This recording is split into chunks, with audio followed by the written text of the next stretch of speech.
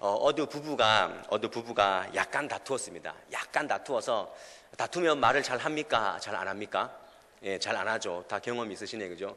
말을 안 해서 좀 섭섭하니까, 서운하니까 저녁에 남편이 다음날 아침에 회사를 일찍 가야 될 일이 있어서 아내한테 내일 6시에 좀 깨워줘 말할 수도 없고, 그래서 메모지를 딱 적어서 머리맡에 뒀답니다. 여보, 나 내일 회사에 일찍 갈 일이 있으니까 6시에 좀 깨워줘. 다음날 정신을 번쩍 차리고 일어났는데 깨우는 소리도 없이 일어났습니다. 일어났는데 8시가 넘은 거예요. 너무 화가 나서 그 남편이 부인한테 막 따지려고 갔는데 머리맡에 메모지가 한 장 있는 거예요.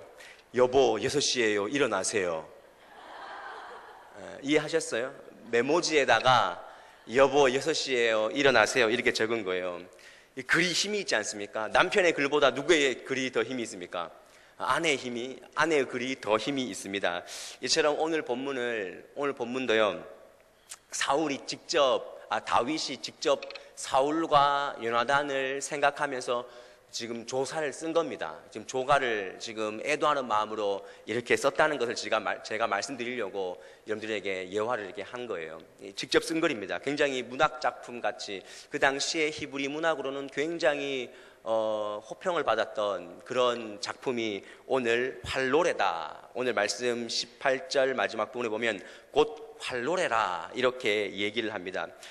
이 활노래라는 그 말은 22절 말씀에 보면, 중간쯤 보면 요나단의 활이 뒤로 물러가지 아니하였으며, 이 요나단의 그 용맹성을, 여러 가지 해석이 있지만 요나단의 그 용맹성을 통해서 민족의 자긍심을 불러일으키기 위해서 후대에 계속 전해라, 이런 뜻이 있는 반면에, 또 다른 측면으로는 요나단과 사울이 활을 잘 쏘았는데 그들이 결국 죽은 것은 활로 인해서 죽었다. 하나님께서 다윗의 시대를 열어가는 것이 정말 하나님의 그 간섭하심이 아닌가. 활을 잘 쏘는 사람이 활로 죽은 것이다.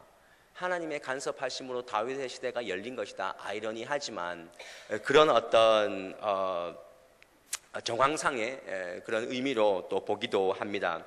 아무튼 이 활노래가 최고의 시가 되는 이유가 뭐냐면, 문학이 되는 이유가 뭐냐면, 원수의 죽음을 진심으로 아파하고 있기 때문입니다. 원수의 죽음을 진심으로 아파하고 있다. 그리고 하나님의 관점으로 애도하고 있다는 그 어떤 흐름이 이 안에 담겨 있기 때문에 위대한 어떤 문학 작품이라고 우리는 지금도 본다는 것입니다.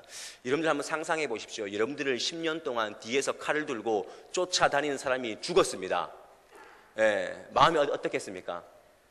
시원하겠지요. 시원하겠지만 다윗은 시원하다는 그런 마음이 아니라 정말 애도하는 마음으로, 진심으로 마음을 다해서 애도하고 있다는 것입니다. 저는 이 다윗이 사울과 요나단을 위해서 쓴 이 활노래를 통해서 다윗의 삶을 한번 평가했을 때, 또 다윗의 신앙을 평가했을 때, 저는 다윗이 높이를 추구하는 신앙이 아니라 깊이를 추구하는 신앙이라는 것을 분명히 알 수가 있습니다. 우리 인생들은요, 항상 높이를 강조를 합니다. 높은 자리, 높은 곳. 그러나 하나님께서 우리에게 원하는 삶은 깊이 있는 신앙이요, 깊이 있는 그런 삶인 줄 믿습니다. 인간은요, 다 높이에 관심이 있습니다. 지위도 높아야 되고, 물질도 높아야 되고, 명예도 높아야 되고, 또 내가 빌려준 이자도 높아야 되고, 다 높아야 됩니다. 그러나 하나님께서 원하시는 삶은 무엇입니까? 그것은 깊이 있는 사람, 네가 높아지려고 하지 말고 깊이 있는 사람이 되어라. 그러면 깊이가 완성이 되면 높이는 저절로 되는 것이다. 이런 말씀을 지금 다윗을 통해서 오늘 우리에게 교훈하시고자 하는 것입니다. 여러분들 제 말에 동의하십니까? 높이는요, 깊이가 결정하는 것입니다.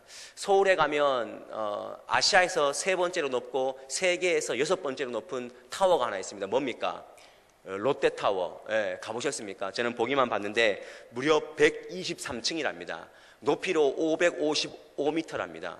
근데 그것이 지진, 강진, 구해도 절대로 흔들리지, 이렇게 파손되지 않고, 그리고 초속 80m가 불어도 그렇게 끄떡이 없답니다. 근데 그것을 무엇이 결정하냐면은 깊이가 결정한다는 거예요. 그 롯데타워를 만들 때 깊이는 무려 38m입니다. 38m에다가 핀을 108개를 박았대요. 그러니까 그렇게 높이 올라갈 수 있는 것입니다. 높은 빌딩일수록 그 깊이는 이루 말할 수 없을 정도로 견고하고 깊다는 것입니다. 사울은 높이에 관심이 있었지만 다윗은 깊이에 관심이 있었습니다. 여러분들 삶은 높이에 관심이 있습니까? 깊이에 관심이 있습니까? 우리가 오늘 이 9월달 중간쯤 되는 이 수요 기도를 통해서 내가 이 깊어가는 가을에 높이에 집중하는 삶이었다면 다시 한번 우리는 깊이에 집중할 수 있는 그런 삶이 되기를 원합니다. 다윗에게 우리가 어떤 깊이 있는 삶을 볼 수 있는가, 우리가 한번 교훈을 받을 수 있기를 원합니다. 첫 번째로 다윗에게 볼 수 있는 높이보다 깊이를 추구하는 삶은요, 원수를 사랑하는 마음이 있는 삶이라는 것입니다. 원수를 사랑하는 삶, 우리가 얼마나 많이 들어봤습니까? 원수를 사랑하라. 서양 속담에 이런 속담이 있습니다. 사람이 원수를 가장 사랑할 때는 그가 죽었을 때다. 그 원수를 가장 사랑할 그가 죽으면 사랑한다는 것입니다. 여러분들 가끔 남편이 잘 때 사랑스럽지 않습니까? 안 그런가요? 네. 오늘 다윗은 진심으로 사울의 죽음을 애통해하고 있습니다. 원수를 사랑하는 말이 얼마나 어렵습니까? 여러분들이 원수 사랑해 보셨습니까? 그것이 얼마나 어렵다는 것을 우리가 살면서 느끼게 되는데요. 하지만 성경에서는 원수를 증오의 대상, 어떤 원수 갚음의 대상이라고 말씀하지 않습니다. 원수를 사랑의 대상이라고 분명히 정의하는 것이 성경입니다. 우리가 왜 원수를 사랑해야 될까라고 했을 때 성경은 분명히 말씀하십니다. 하나님의 뜻이기 때문에. 원수를 사랑하는 것이 누구의 뜻이라고요? 하나님의 뜻이에요. 잠언서 24장 17절 18절 말씀 보면 내 원수가 넘어졌을 때 즐거워하지 말며 그가 엎드러질 때 마음에 기뻐하지 말라. 여호와께서 이것을 보시고 기뻐하지 아니하사 그의 진노를 그에게서 옮길까 두려워하노라 그랬습니다. 원수가 배고플 때 먹이라 그랬습니다. 음식을 먹이라 그랬습니다. 다른 잠언서에 보면. 또 한 가지 우리가 원수를 사랑해야 될 이유가 있다면 그것은 바로 하나님께서 원수된 우리와 화목케 하셨기 때문에, 우리가 하나님의 사랑을 입었기 때문에. 우리는 원래 죄된 인간들은 하나님과 원수였습니다.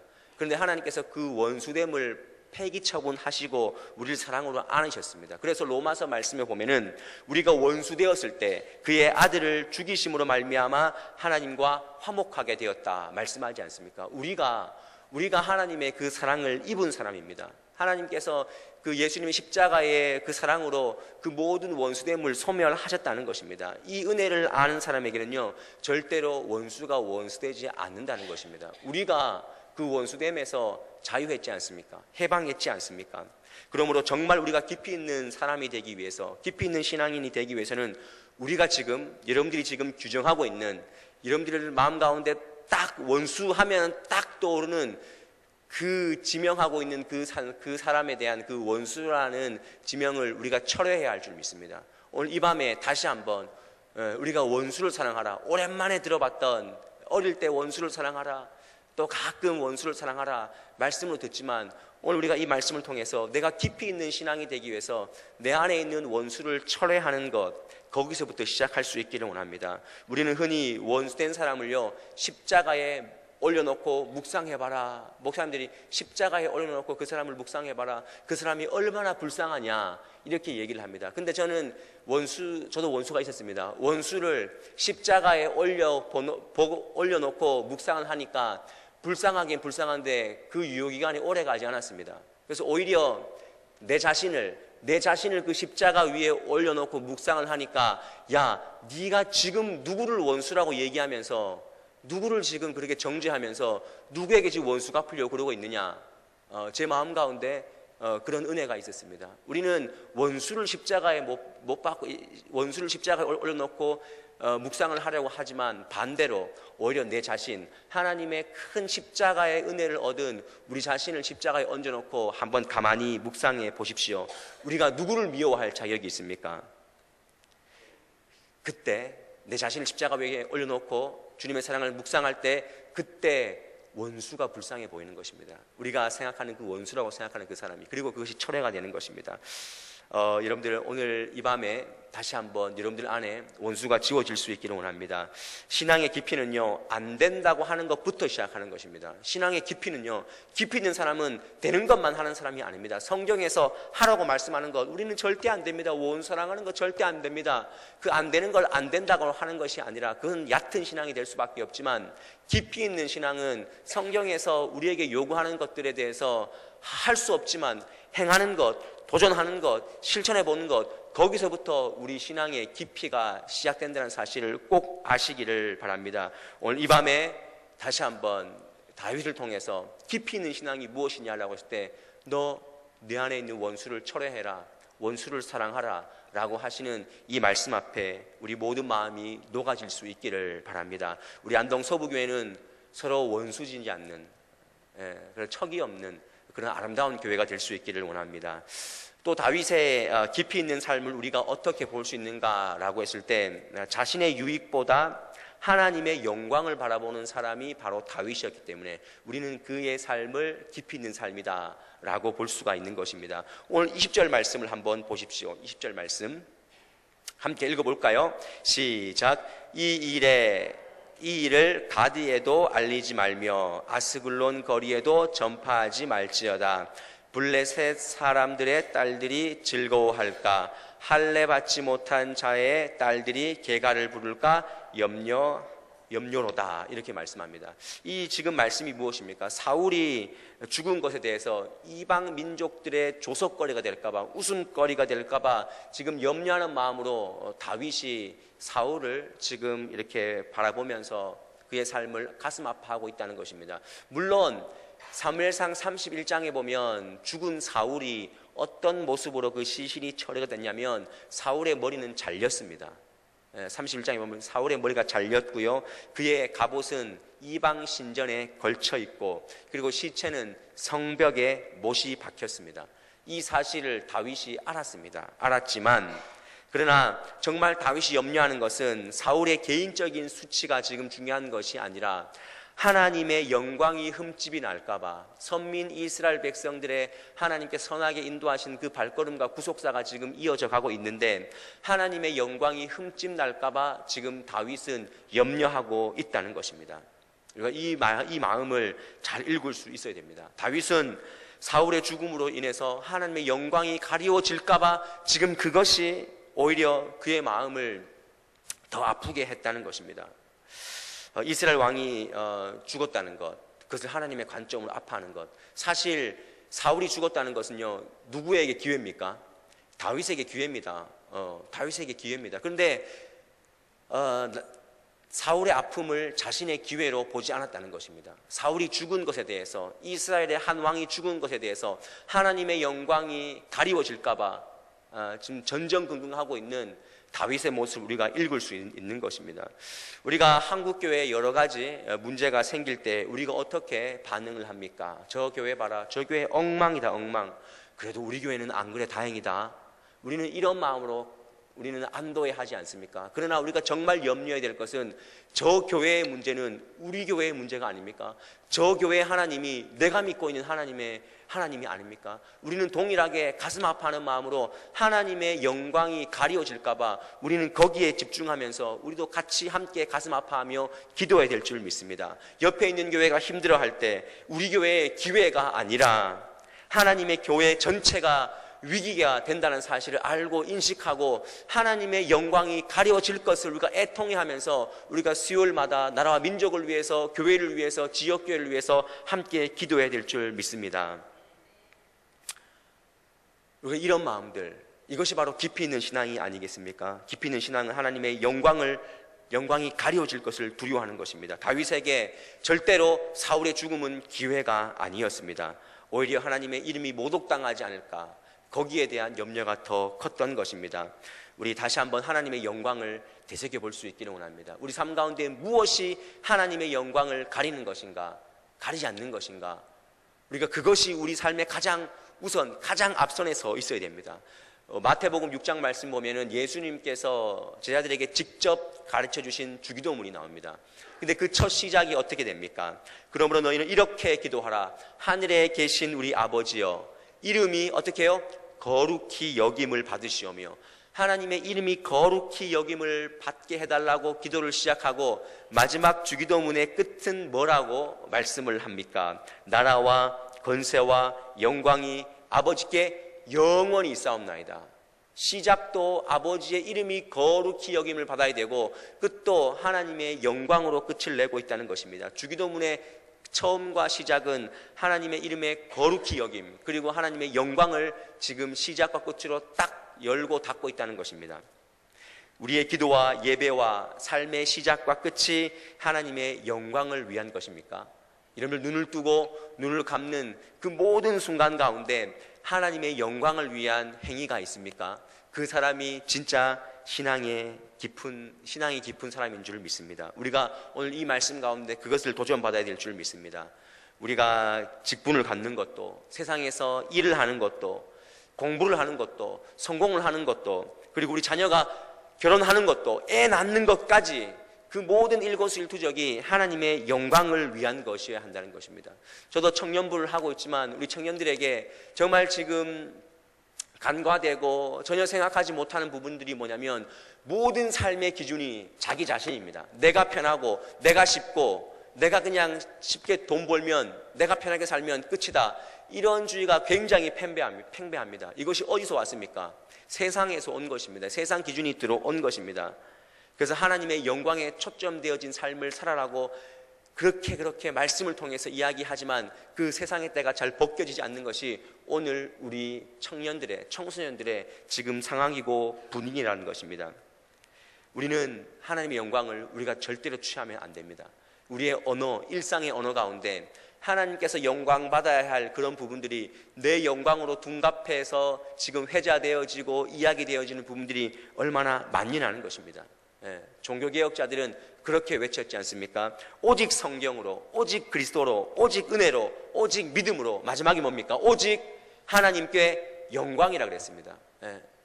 종교개혁자들이 건 그 5가지 주제 가운데 마지막은 오직 하나님께 영광이었습니다. 우리 삶의 끝이 오직 하나님께 영광으로 끝이 나야 됩니다. 여기에 각 부서장들, 세상에서 일하고 있는 분들, 교회에서, 단체에서, 기관에서 일하시는 분들, 이제 곧 10월달, 11월 총회가 되지 않습니까? 우리의 그 끝은 하나님께 영광을 돌립니다. 그 한마디면 끝입니다. 우리가 이 세상을 끝을 냈을 때, 하나님께서 오라 했을 때 우리가 이 땅에서 마지막에 뭐라고 말하고 가야 되겠습니까? 이 모든 것이 하나님의 은혜였고 하나님의 영광이었습니다. 우리는 그 한마디면 끝이 나는 것입니다. 그것보다 더 큰 영광이 없는 것입니다. 깊이 있는 사람은요, 군더더기가 없습니다. 우리는 너무 군더더기가 많아요. 저를 도와주신 누구누구께 감사를 드리고 누구께 영광을 돌리고 군더더기가 너무 많습니다. 그러나 깊이 있는 신앙은 오직 하나님께만 영광을 돌립니다. 이 한마디면 우리의 인생은 정말 정확한 인생이 될 줄 믿습니다. 이런 깊이 있는 신앙이 여러분들의 신앙이 될 수 있기를 바랍니다. 마지막으로 다윗에게 볼 수 있는 깊이 있는 신앙, 높이가 아니라 깊이를 추구하고 있는 이 다윗의 신앙은 무엇인가 라고 했을 때, 다윗은요 정말 원수인데 이제 원수라고 이제 하면 안 되지만 정말 원수 같은 사울이었지만 그의 살아생전에 그 하나님 이스라엘 백성들을 다스릴 때 그 가능성 그리고 그 강점을 보면서 그를 지금 치하하고 있다는 거예요. 여러분들 사람이 미워지면요 숨소리도 싫대요. 숨 쉬는 것도 싫대요. 막 싸우면, 남편하고 싸우면 그 숨소리도 싫대요. 남편 숨소리도 싫대요. 제가 오늘 너무 가정에 이렇게 이간질을 하는 것 같은데, 그러나 오늘 다윗은요 사울의 그 단점만 우리가 바라봐도 지금 내 같으면 단점 막 얘기해서 사울이 이랬고 저랬고 나쁜 짓 했고 사람 죽였고 속였고 하나님 앞에서 거짓말했고 이런 것만 다 들추면 그것만 해도 아마 책으로 한 권 쓸 텐데 오히려 사울의 용맹스러움을 지금 회자하고 있다는 것입니다. 오늘 23절 말씀 한번 보십시오. 23절 말씀 함께 한번 읽어볼까요? 시작. 사울과 요나단이 생전에 사랑스럽고 아름다운 자이러니 죽을 때에도 서로 떠나지 아니하였도다. 그들은 독수리보다 빠르고 사자보다 강하였도다. 보십시오. 그들은 생전에 사랑스럽고 아름다웠다. 이것의 근거가 무엇입니까? 사울도요 정말 준수한 사람이었습니다. 사무엘상 9장 2절 말씀 보면 이렇게 사울을 설명하고 있습니다. 기스에게 아들이 있으니 그의 이름은 사울이요 준수한 소년이라. 이스라엘 자손 중에 그보다 더 준수한 자가 없고 키는 모든 백성보다 어깨만큼 더 컸더라. 굉장히 훤칠한 인물이었습니다. 예, 그것을 지금 이렇게 자랑해주고 있는 거예요. 근데 중요한 것은 다윗이 사울보다 더 훤칠했습니다. 예, 다윗은 어떻게 말씀하고 있는지 아십니까? 사무엘상 16장 18절 말씀 보면 소년 중 한 사람이 대답하여 이르되 내가 베들레헴 사람 이새의 아들을 본즉, 어떻게 봤냐면 다른 사람이 수금을 탈 줄 알고 용기와 무용과 구변이 있는 준수한 자라. 그 다음에 뒤에 사울하고 전혀 다른 한 가지가 더 붙습니다. 여호와께서 그와 함께 계시더라 하더라. 이렇게 돼요. 예, 월등했습니다. 뭐 비등비등했다라고 얘기하지만 오히려 다윗이 월등했지만 사울을 지켜 내리지 않았습니다. 오히려 더 사울의 강점을 더 이렇게 지켜 세워줬습니다. 그리고 사울의 업적을 얘기하는데요, 오늘 24절 말씀 보면 이런 말씀이 있습니다. 제가 읽어드릴게요. 이스라엘 딸들아 사울을 슬퍼하여 울지어다. 그가 붉은 옷으로 너희에게 화려하게 입혔고 금노리개를 너희 옷에 채웠도다. 여기서 말하는 딸들아 라고 얘기하지만 원래 원문에는요 모든 백성들아 이렇게 지금 얘기를 합니다. 그리고 모든 백성에게 어떤 혜택을 줬냐면은 거기 붉은 옷과 금노리개를 너희에게 줬지 않느냐. 이 모든 말씀은 이 두 가지 표현은요 전리품을 얘기하는 것입니다. 그리고 물질의 풍요를 얘기하는 것입니다. 사울이 왕이 되었을 때 너희가 이런 풍요로움을 누리지 않았느냐. 사울이 그래도 그때는 그렇게 했도다라고 사울을 지금 치하하고 있다라는 것입니다. 이처럼 깊이가 있는 사람은요 사람을 깊이 볼 수 있는 사람입니다. 예, 여러분들이 만약에 깊이가 있다면 상대방을 깊이 있게 보는 것입니다. 그러나 여러분들이 낮다면 얕다면 사람도 얕게 보는 거예요. 그냥 겉으로 보이는 것만 보고 판단하고 잣대를 가질 수밖에 없는 거죠. 사람을 깊이 있게 본다는 것, 그것은 바로 그 사람의 가능성과 장점을 볼 줄 아는 것. 왜냐하면 우리가 하나님의 구속의 은혜로 죽을 수밖에 없었지만 정말 그 단 하나 하나님의 자녀라는 그 어떤 그 고백 하나만으로 우리가 하나님의 자녀가 되어서 정말 우리가 이 땅에서 정말 많은 것을 누리고 살고 있지 않습니까? 하나님의 구속의 은혜를 아는 사람은요 다른 사람을 바라볼 때 동일하게 가능성을 보고 장점을 볼 수 아는 사람입니다. 예수님께서 제자를 선택하실 때 하자가 얼마나 많았습니까? 12제 제자가 다 하자가 있었지만 예수님께서 그들의 가능성을 보신 것입니다. 하나님께서 이스라엘 백성들을 택하신 것도 그들의 수가 많아서가 아니라 오히려 그들의 수가 적기 때문에 내가 너희를 선택했노라 라고 말씀하지를 않습니까? 단점이 보이면요 결국 누가 불편하냐면 내 자신이 불편합니다. 예, 잘 생각해 보십시오. 여러분들 삶 가운데 주변에 남편이나 자녀를 볼 때 단점이 보이잖아요. 그러면 누가 제일 불편한 줄 아세요? 그 사람은 단점을 가진 그 사람은 별로 불편하지 않습니다. 보고 있는 그 관점으로 보고 있는 내가 더 불편한 것입니다. 그런데 손주들을 보십시오. 손주들, 우리가 손자들, 손자, 손녀를 바라볼 때 어떻습니까? 단점이 보입니까? 단점이 잘 안 보입니다. 단점이 다른 사람 분명히 볼 때는 야 저거 약점이고 단점인데 라고 생각하지만 그 할아버지 할머니들은 그 제가 가진 특유의 기질이다 라고 제가 가진 특유의 달란트다 라고 이렇게 규정을 하지 않습니까? 그 왜 그렇습니까? 조건이 없기 때문에 그래요. 남편이나 자녀는 조건을 막 계속 갖다 겁니다. 그러나 손자들은요 우리가 조건을 달지 않습니다. 다윗이 그랬다는 거예요. 다윗이 사울이 아무리 쫓아와도 조건을 걸지 않았습니다. 그냥 깨끗하게 기름 부은 하나님의 왕으로 인정해주고 그 모습만 본 거예요. 그리고 용모가 아름답고 그리고 또 물질적인 풍요를 안겨줘 줬던 그 가능성들을 바라보면서 그냥 박수 쳐주는 겁니다. 다윗이 도피 생활할 때 많은 사람들이 붙었는데 사무엘상의 말씀에 보면은 다윗 주변에 붙은 사람들이 환난당한 자, 원통한 자, 빚진 자라 그랬습니다. 이런 사람들만 다 모였습니다. 그런데 30장쯤에 가서 보면은 다윗의 주변의 사람들 가운데 어떤 사람도 있었냐면은 불량배들도 있었습니다. 불량배들 있었습니다. 그래서 그 전리품을 나눠 갖지 말자 했던 사람들이, 들고 일어났던 사람들이 불량배들이거든요. 근데 다윗은 그 불량배들을 내치지 않았습니다. 그들의 가능성, 우락부락하지만, 단순하지만 그런 저돌적인 것이 있기 때문에 또 전쟁에 나가서 이기지 않습니까? 가능성을 보는 것입니다. 다윗은 그런 장점을 바라본 깊이가 있는 사람이었어요. 제가 오늘 경안고등학교 경건회를 갔다 왔어요. 진영 목사님이 저한테 부탁을 해서 9시부터 9시 20분까지 그 말씀을 전해달라고 해서 제가 갔습니다. 갔는데 제 목회 위기였습니다. 다 자고 있습니다. 일단 자려고 덤벼드는 그 몇백 명의 시커먼 남자들만 앉아 있는 거예요. 오히려 여고나 여중이었으면 이렇게 좀 생기라도 발랄했지, 다 시커먼데, 그래서 영적으로 많이 눌렸습니다.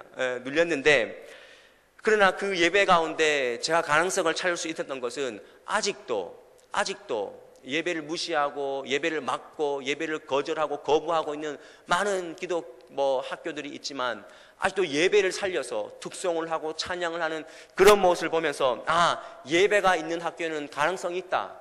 예배가 있는 학교, 이 학교 가운데 하나님의 선한 인도하심이 있다. 저는 그런 가능성과 기대를 하면서, 물론 많이 작지만 들을 수 있는 몇 명에게, 그를 들을 수 있는 몇 명이 듣고 그 마음이 변화가 된다면, 설교자들은요 이런 좀 확신이 있습니다.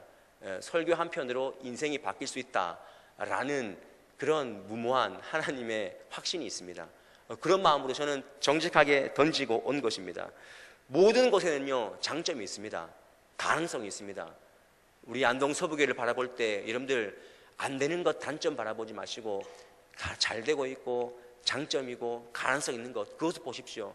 여러분 자녀들 가운데 속썩이고 그거 아직도 안 되는 것, 그거 보지 마시고 가능성과 장점을 볼 수 있기를 바랍니다. 요즘에 베트남에서 인기를 끌고 있는 감독이 있습니다. 누굽니까? 박항서 감독님. 키가 작고 머리가 벗겨져 있지만 박항서 감독님. 그 작년에는 아시아 23세 이하 축구 경기의 선수권 대회에서 준우승을 차지했고, 또 이번 아시안 게임에서 4강의 신화를 이뤄냈지 않습니까? 베트남은 사실 축구의 변방입니다. 변방. 키가 작고 그들에겐 축구의 기술력이 없습니다. 근데 그가 가서 딱 뽑아낸 것이 뭐냐면은 작지만 빠르다는 거예요. 빠르고 조직력만 주면은 할 수 있다는 거예요. 그래서 이뤄내지 않습니까? 절대로 단점을 보지 않았다는 것입니다. 우리 다시 한번 우리 삶 가운데 깊이가 필요하다, 사람을 보는 그 깊이가 필요하다는 것을 우리 스스로가 깨닫지 않습니까? 마태복음 7장 7절 말씀 보면 이런 말씀이 있습니다. 너희의 비판하는 그 비판으로 너희가 비판을 받을 것이요, 너희의 헤아리는 그 헤아림으로 너희가 헤아림을 받을 것이다 그랬습니다. 우리가 비판하면은 하나님께서 그것에 대해서 비판을 받게 할 것이다, 이렇게 말씀하고 있습니다. 이렇듯 우리가 깊이에 관심을 가진 다윗처럼 우리가 깊이에 관심을 가지면 우리가 높이 올라가는 그것은 문제가 되지 않습니다. 이 땅은 높이에 관심이 있습니다. 높은 사람이 없어서 문제가 아니라 깊은 사람이 없기 때문에 문제입니다.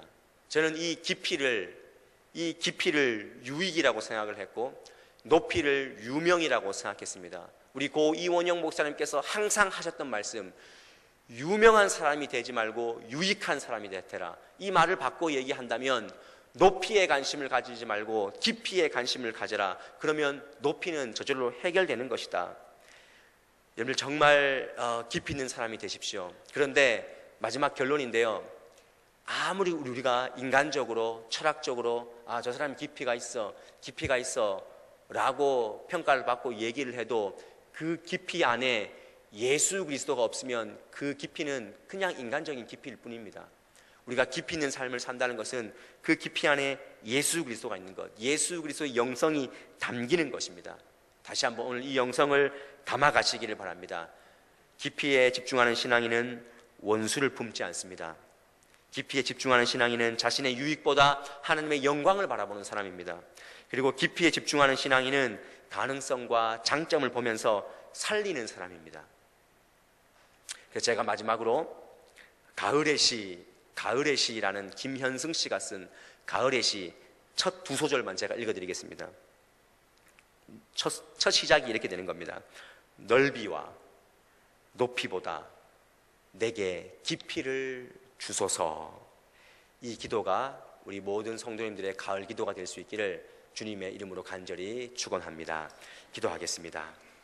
이 시간 함께 기도하기를 원합니다. 말씀을 생각하시면서 먼저 함께 기도했으면 좋겠어요. 다윗은 높이에 관심을 가진 사람이 아닙니다. 깊이에 집중했다는 것을 우리가 기억하면서 기도했으면 좋겠습니다. 우리는 30년, 40년 또 평생을 예수를 믿어도 너무나 얕은 신앙으로 하나님의 영광을 내 영광으로 취하고 또 성도 간에 서로 사랑하지 못하고 미움과 다툼으로 멀어진 그런 관계에 머물러 있지는 않습니까? 하나님은 분명히 사랑이라고 말씀하셨습니다.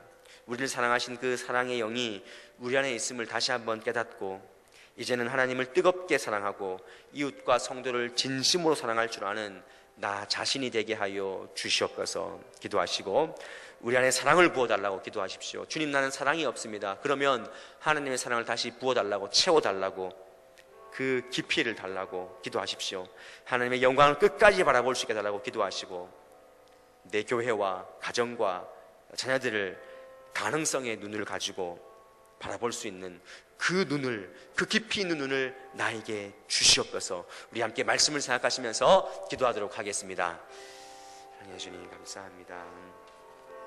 아버지, 우리에게 오늘도 말씀하시며 하나님에게 깊이 있는 삶을 살기를 원하시는 그 하나님의 말씀 앞에 하나님, 우리가 다시 한번 도전받으며 하나님, 이 가을을 정말 주님의 은혜 안에서 온전한 삶으로 살아갈 수 있는 우리의 삶의 모습이 되기를 원하오니 하나님 동행하여 주시옵소서. 우리 안에 사랑을 부어 주시옵소서.